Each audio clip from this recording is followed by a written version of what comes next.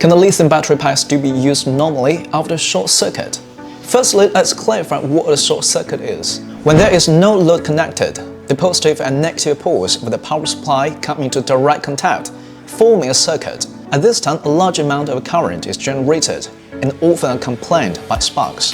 Hey friends, thanks for joining me. Welcome to the channel. If you're new here, my name is Will. Come for the lithium battery tips and stay for the short circuit problems of the lithium battery pack. According to Ohm's law, current is equal to voltage divided by resistance. In lithium batteries, the larger the capacity, the smaller the total internal resistance of the battery.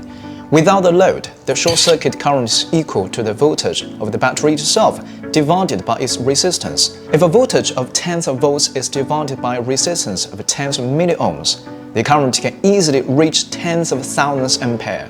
The energy generated by such a large current is enormous and also extremely dangerous. So what to do if a lithium battery pack cannot be used normally after a short circuit? Well, two situations. In the first case, the BMS is burned. Perhaps you may wonder that since lithium batteries are equipped with BMS, which also have short circuit protection functions, why are they still burned when there is a short circuit? This problem is not actually complex, because the short circuit protection current that the BMS can withstand also has an upper limit. Exceeding can cause damage to the BMS. Here's an example. We have a two-wheeled electric vehicle with a motor power of 400 watts and a set of 48 volts 100 amp hour high-capacity lithium batteries. The maximum current of this electric vehicle during driving will not exceed 20 ampere. According to the matching formula of a BMS, a 20 ampere BMS is sufficient. There's indeed no problem with normal use, but this battery is equivalent to have no short circuit protection function because the internal resistance of a 100 amp hour capacity battery is very small. The short circuit current will be very high. If the upper limit of the short circuit protection current of a 20 ampere BMS is calculated at 3 times, it's not yet 100 ampere. So in the moment of a short circuit, the BMS will be burned.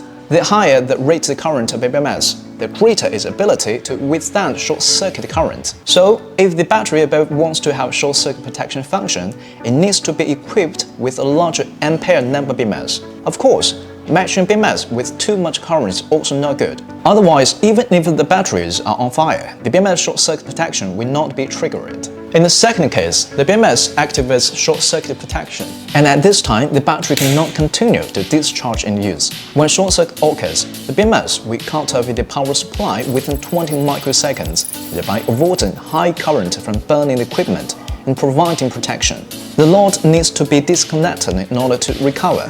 This is very important. There are many batteries connected to the BMS, such as DC to DC charging for mobile phones, voltage display, and GPS. These are small loads, and the BMS will not recover until they are completely disconnected. To summarize, if a group of lithium batteries is short-circuited, it may not necessarily be broken. Multiple analysis is needed to identify the cause of the problem and solve it. Okay guys, this is the end of today. Hope you like it. If you have any problems, please leave the comments below and see you next time. Bye.